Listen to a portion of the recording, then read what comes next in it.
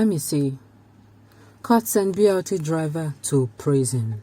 Welcome to the news and please subscribe to our channel.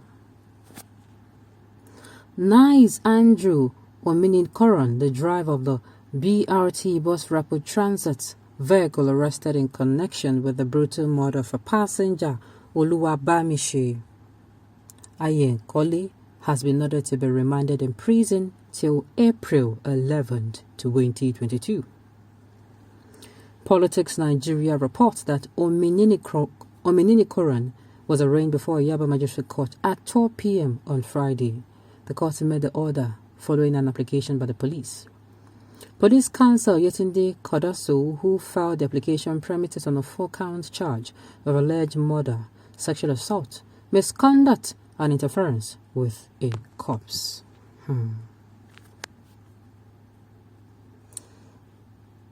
Sexual assault, murder. Okay. You see, in this part of the country, or will I say in this part of Africa, or will I say in this part of the world, things are not being done in the right way. I repeat, do you know this particular death and many other deaths would have been avoided? Instead of us coming out to say justice for Bamisi. Let us not forget that a certain young lady came out in the heat of this Bamisi's issues, came out and said she was actually raped by this particular driver. And because she knows the society that she comes from, she knows in this part of the world, you're raped before you know it. You that you are raped, you're going to be bearing the brunt, as if you're the one that purposely, walk about, as in they start asking you. You tell somebody, you are raped. They say, who? By who? Is it your boyfriend? Before, as in the kind of question, before, is it your boyfriend? Or they'll start asking you, okay, what were you putting on? Somebody came out to come now. She found her voice because she felt, and I'm feeling she'll be feeling bad, that she failed Bamisi by not speaking out early on time. Because had it been she spoke out early on time, some of us will come out and we condemn this particular man. Then this man, people will now know him that he has been tagged with this. And I'm sure the accident of Saturday would have still kept him under watch. And the incident of Bamisi will keep him, that incident will keep him under watch. Then Bamishi's case will not come out and be asking for justice for Bamisi. There are many things in this country that should have avoided. Sometimes even some people come out to speak out, but because of the way we think here, the stigmatization, people still come out and they are stigmatized, and still yet on top of say they are stigmatized, things happen and be like, so this girl was saying the truth. We don't have a sense of doing things proactively in this country. We don't have. The police themselves, they don't have. In fact, I don't even think the police, they go for orientation. That's orientation. How to handle civilians, how to, in their duties, how to be diligent, how to ensure that they do their duties well, how to ensure that they don't, they don't, in carrying out the duties, they don't injure any civilian. I don't even think so. I don't think so. How to ensure that an investigation, you trace an investigation and you do your work very diligently. I don't think so. Because we even heard that even with the voice note of this late Bamisi, they took to the police station and other evidences, the police still were asking this family outrageous questions.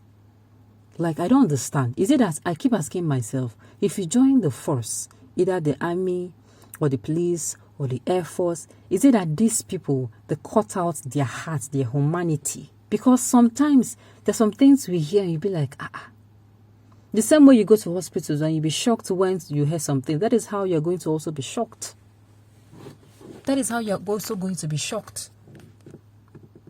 They will hear in a hospital, she's in labor, and so.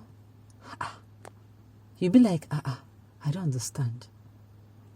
You will hear, this person is about to die. He's not going to be the first person to die. Then in police station, are you sure? How are you sure she's not even enjoying herself? Like, somebody will come and tell you that this particular person might be in danger. We don't value anything in this country, even life. Once these killers are found guilty and sentenced to death, they should be hanged in the presence of the representative of that family of the person they murdered. That is my opinion. Don't you think that will even send them more, make them more traumatic?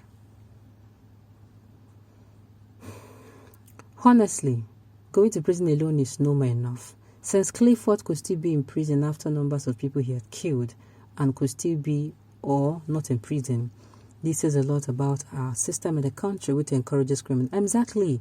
The thing is, the police, whenever the masses come out and complain like this, we're not complaining just because of that. We are complaining that for future purposes, this matter will still be handled very lightly. Because death convicts are not actually killed but win contests in prisons. Wickedness triumph. I'm telling you, you go to a prison and you're hearing somebody is the baba of the prison. Eh?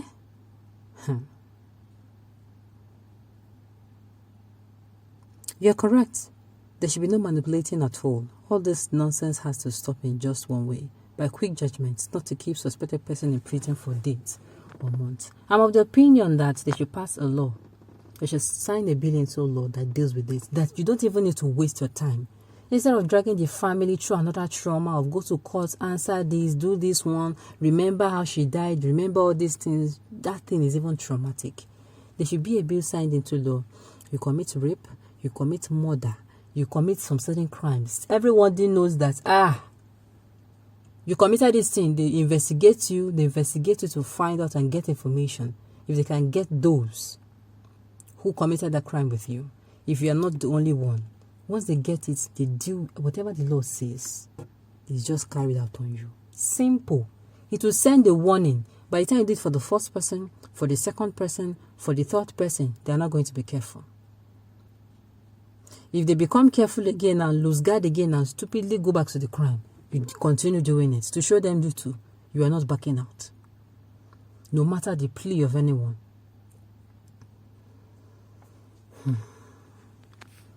Nothing will happen to the driver. The Lagos DPP will withdraw the case when it's time to continue. The Lagos state government will surely set him free. This is a case that requires diligent investigation, but the issue of cultism would hinder the investigation. The criminals are cult members. The people in government are cultists. The investigating police officers are cultists. How then can people get justice? Nigeria is in chains.